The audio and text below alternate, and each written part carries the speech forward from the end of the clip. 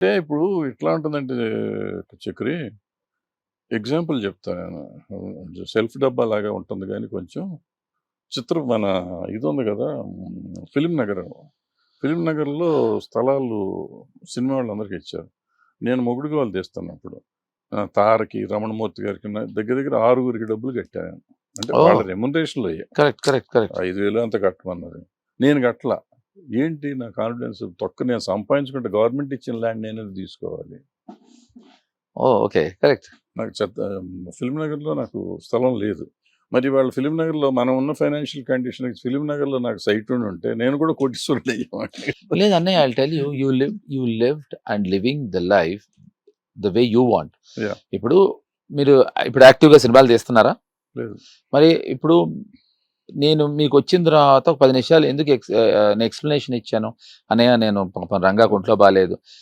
You have earned so much that everybody respects you. అది ఉంది.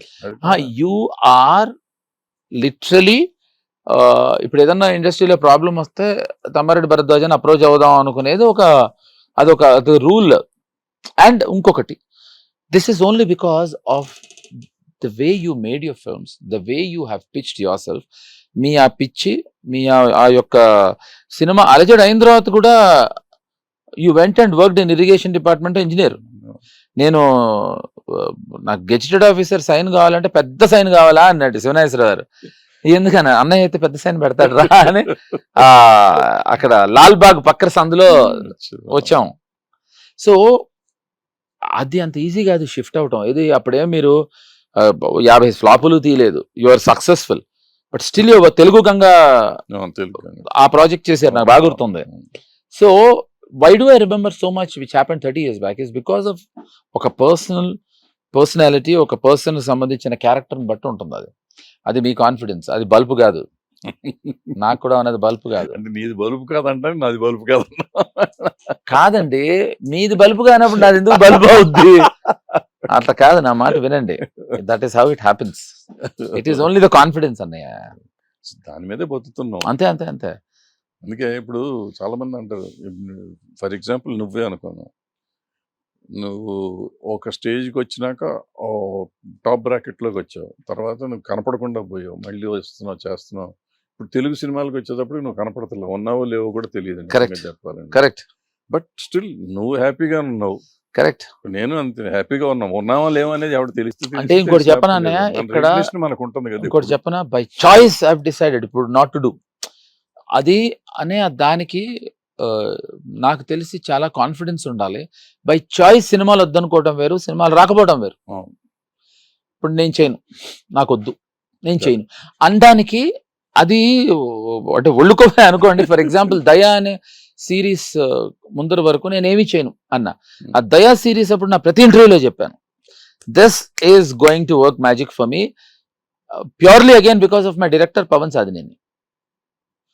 It worked magic అన్నయ్య, it work. అలా అని ఇప్పుడు వాళ్ళే అడిగారు నన్ను, ఇప్పుడు దయా హిట్ అయింది కదా, 1 year అయింది, ఇప్పటివరకు ఎందుకు ఏం చేయలేదని.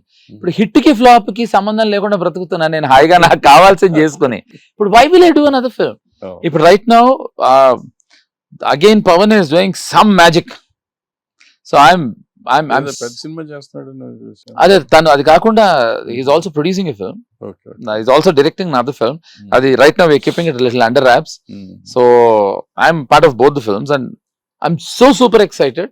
అది వచ్చినప్పుడు then I will tell you అన్నయ్య, you will be proud of me. అది కాకుండా ఇప్పుడు the kind of variety of things what I'm doing in Hindi or Tamil.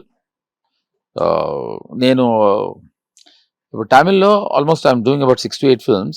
దాంట్లో ఒకటి నాకు నా మేకప్ మ్యాన్ ఇద్దరికి ఛాలెంజింగ్. ప్రాస్థెటిక్స్ లేకుండా I have to look 16, I have to look 25, I have to look 45, I have to look 65, I have to look 85. దాంట్లో we pulled off almost 3-4 looks. 18 అయిపోయింది, 25 అయిపోయింది, 45 అయిపోయింది. So 65 also we pulled it off, 85 ఒకటి మిగిలింది. It's a kick. I'm not saying తెలుగులో చేయరు, తెలుగులో బొరలేదు అంటలేదు. తెలుగు ఉండే ఎట్టా అంట, నాకు నచ్చట్లేదండి. నేను మా అక్క ఇద్దరం ఒకే తల్లికి పుట్టినా, నాకు శ్రీదేవి ఇష్టం, మా అక్కకి జయప్రద ఇష్టం. అలానే జయప్రద అనాకారి కాదు, మా అక్క పాయింట్ ఆఫ్ వ్యూలో శ్రీదేవి అనాకారి కాదు. సో నా ఉద్దేశంలో నాకు నచ్చింది రావట్లేదు, కానీ నచ్చంది తీస్తున్నారు తెలుగులో అని అంటలేదు. నచ్చింది నచ్చింది అంటే నాకు ఇప్పుడు గుర్తొచ్చింది. మనం రోజు ఈ థంబ్నెయిల్స్ చూస్తూ ఉంటాం. పలానా హీరోయిన్కి సినిమాలు లేవు, పలానా అవును. హీరో అడుక్కుంటున్నాడు, పలానా ఇది డైరెక్టర్ లేవు.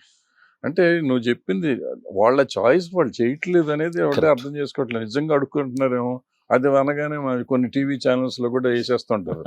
ఈ టీవీ కాదా అంటే నేను అని చెప్పి నేను ఐ కీప్ టెలింగ్ చాలా మంది అన్నయ్య ఈ కింద నేను కమెంట్స్ చదవను. అవును.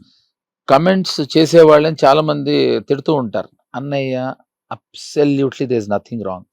ఆ కమెంట్ చేసే వాళ్ళ వల్లే చాలా మంది సర్వైవ్ అవుతున్నారని నా ఉద్దేశం. ఎందుకు తెలుసా, కింద వాళ్ళు ఏం రాస్తారా సరదాగా చూద్దాం అని నవ్వుకుని మాట్లాడుకోవటం. అండ్ సెకండ్ అది అతని ఒపీనియన్, లేకపోతే అమ్మాయి ఒపీనియన్. ఇప్పుడు అది నేను సీరియస్ తీసుకోను అన్నయ్య. నేను తీసుకున్నాను. Absolutely I don't take it serious. నన్ను మొన్న ఎవరు అడిగారు ఏంటండి ఇట్లా తిడుతున్నారంటే నన్ను నా పేరు మీద బతున్నారు కదా వాళ్ళు. అంటే వాళ్ళు నన్ను తిడుతూ ఒకటి పెట్టుకుంటే సార్ పలానా మిమ్మల్ని తిట్టారండి, తిట్టిన పాపం వాడికి ఇప్పుడు యూట్యూబ్ లో పెట్టుకుంటే ఏమన్నా వ్యూవర్షిప్ వస్తుందేమో, డబ్బులు వస్తుందేమో, కానీ రాదు. అంటే మీరు చేస్తున్నారు కనుక చెప్తారు. నేను అది కూడా అన్ను. వాళ్ళ కమెంట్స్ చూడడానికి చాలా మంది ఉత్సాహపడుతూ ఉంటారు. అట్లీస్ట్ ఆ ఎంటర్టైన్ చేస్తున్నారు. చూస్తేనే కదా వీళ్ళకి ఉత్సాహం, పేమెంట్ అంతే కదా. అది మీకు వస్తుంది.